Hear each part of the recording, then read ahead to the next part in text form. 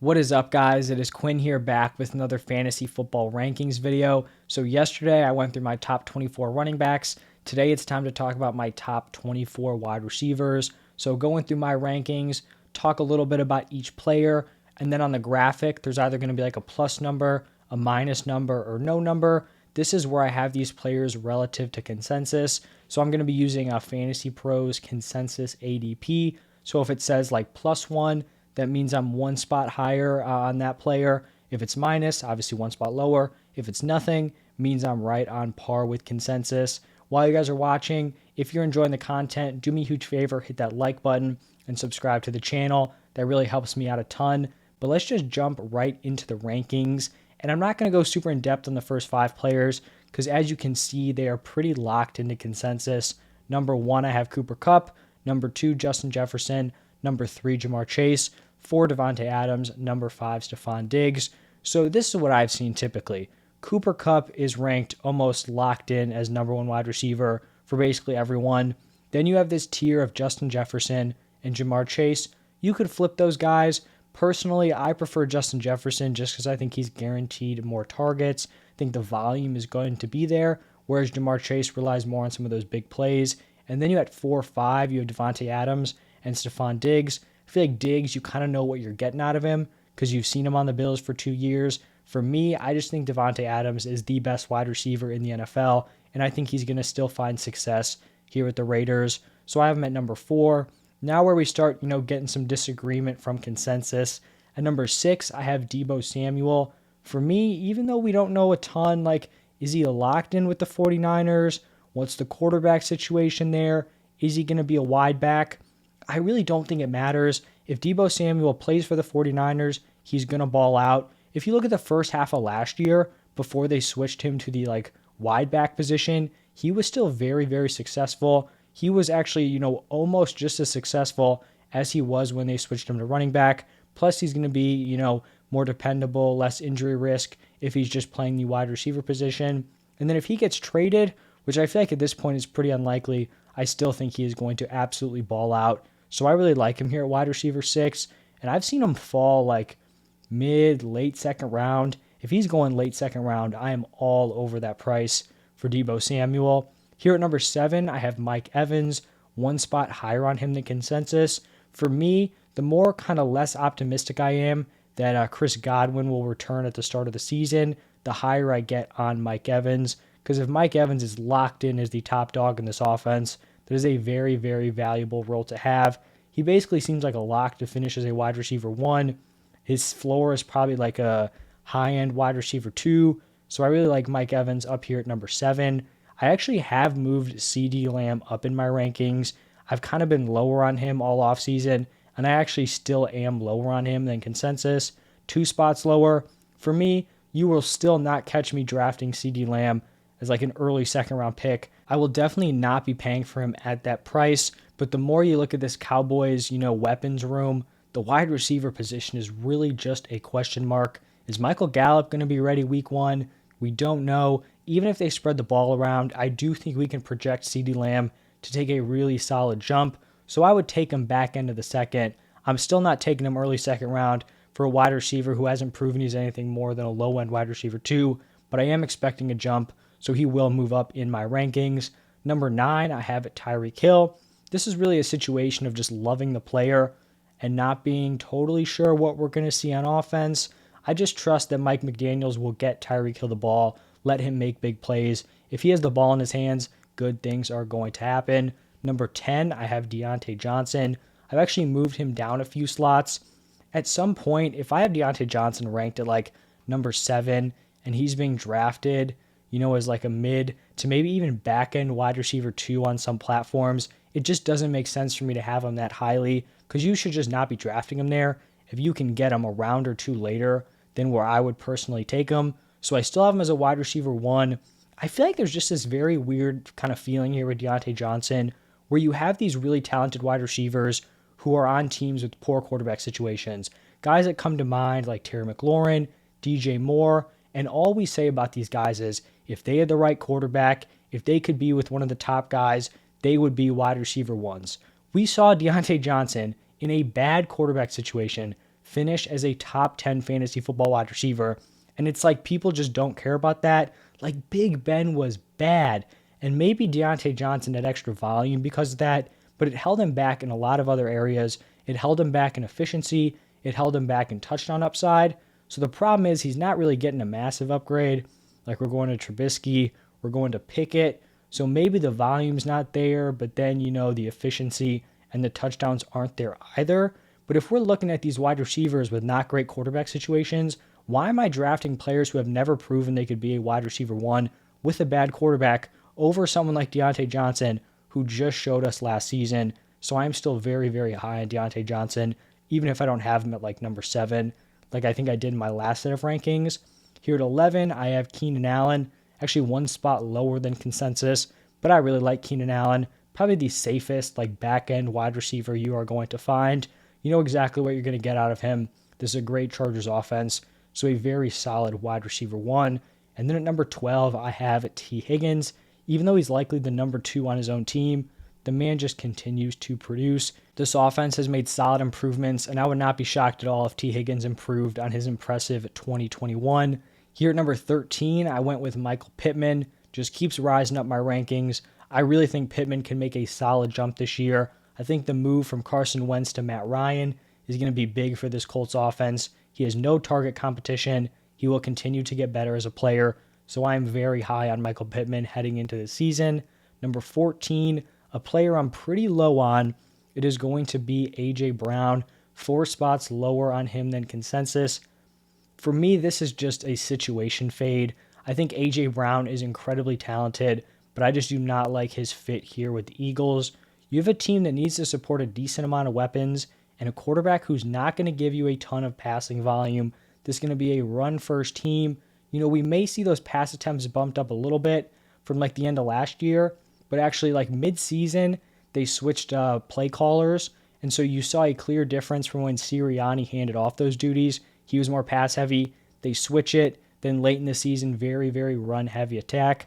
Still feel like that's kind of the strength of this team. You want to use Jalen Hurts' legs. So this is just a situation where I feel like we were always projecting A.J. Brown to kind of take this leap. His one massive season, he just had wild efficiency, and I just don't want to bet on that. I don't want to bet on him having like an 11, 12 touchdown season on a team where Jalen Hurts, like, is he going to throw for 25 touchdowns? I don't know. I know he's going to run for a lot. So I'm just not totally sold here on A.J. Brown, and I definitely do not like him going like late second. I think that is way too early for him. At 15, Mike Williams. Apparently I'm much higher on him than consensus. I know on Underdog, I think he's actually going ahead of this. So Fantasy Pros, the expert rankings, not big fans of Mike Williams.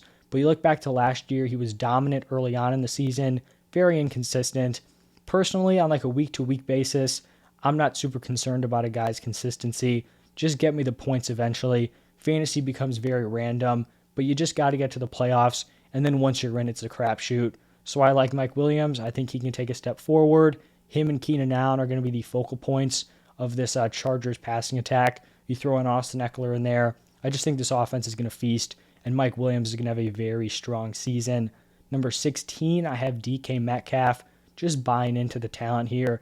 The situation is not good, but I think he's just a wildly talented wide receiver, and he's going to produce no matter who is throwing him the ball.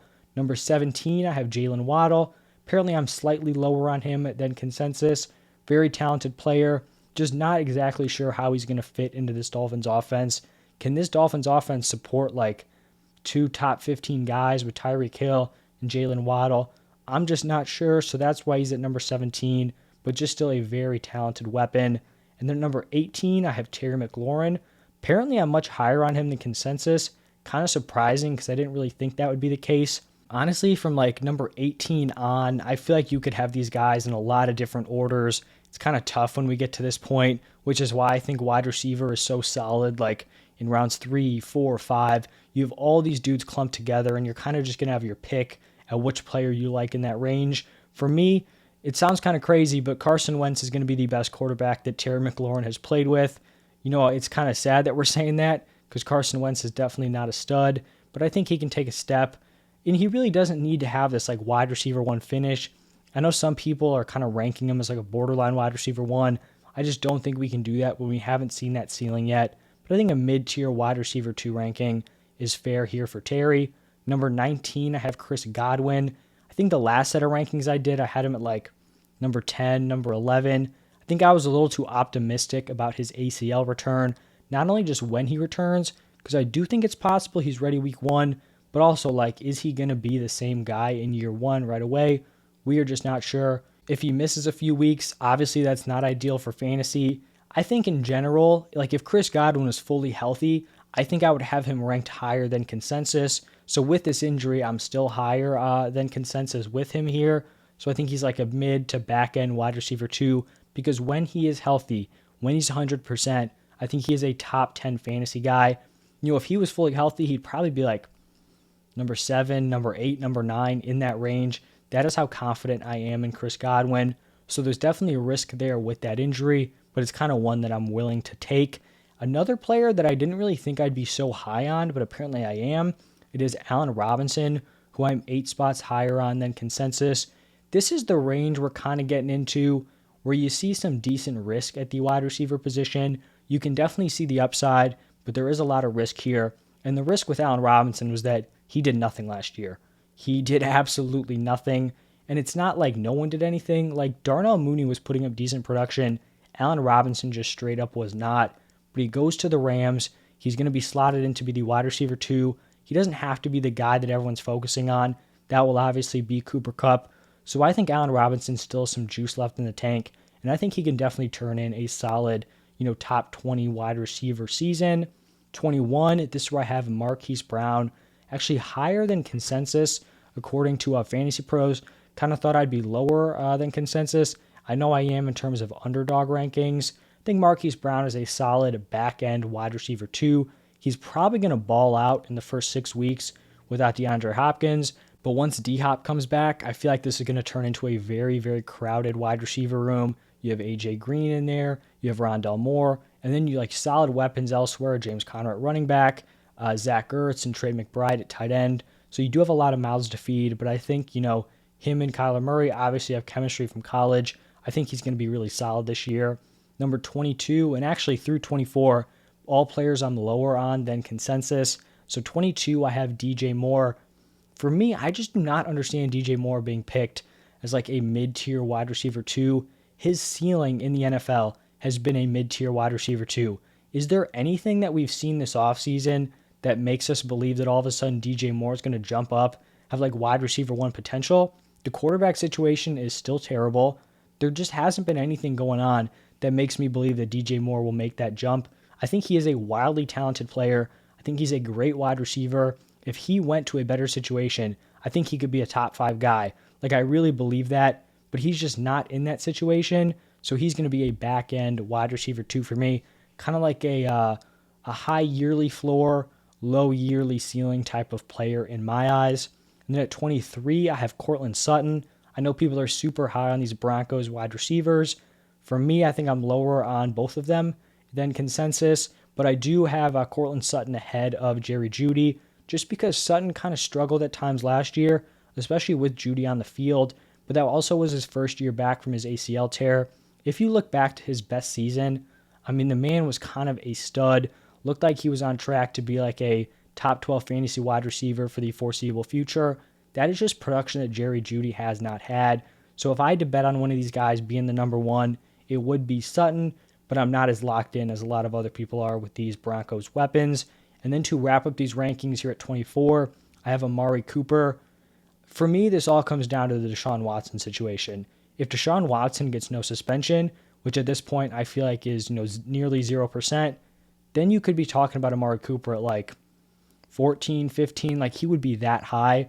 But if Deshaun Watson is not on the field, gets 8 games, maybe even a year-long suspension, then I'm pretty out on Amari Cooper because we're more buying him as the wide receiver 1 of a top offense.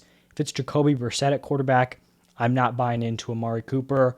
So here at 24, I feel like it's kind of a placeholder ranking because I do think he could fall lower if Deshaun Watson gets a big suspension, and he'll obviously jump up if he somehow is not suspended, or it's kind of a shorter one, 4 or 6 games, something like that. So that is going to wrap it up for my top 24 rankings. If you haven't seen the running backs, go check that out. And then I'll be going through my top 15 quarterbacks and tight ends over the next 2 days. So look out for all of that. As always, thank you for stopping by, and I'll see you guys in the next one.